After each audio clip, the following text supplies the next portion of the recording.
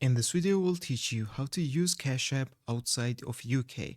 So if you are in Europe like me or any other place, I'll show you how to use the Cash App account. Personally, I am using the VPN because this is the only way to access to Cash App if we are outside of UK or outside of US. So at the moment, I'm using the NordVPN, which is one of the best VPNs. I will show you how to sign up on NordVPN.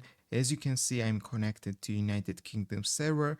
So to get the NordVPN, I will leave the registration link in the description or in the comment section. You need to click this link, and after you will go to this link, you need to click Get NordVPN.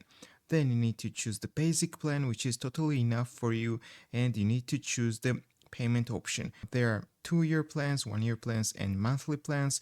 If you want to save a lot of money, you can choose 2-year plans and you will save 70%. So when you get NordVPN, then you need to download it into your mobile phone using Google Play Store or App Store, and you can open it. Then you need to go to the search, write UK in the search, and connect to the UK servers. After you will connect to UK servers, you can open your Cash App and use your account. If this video was helpful for you, don't forget to click the like button and don't forget to subscribe.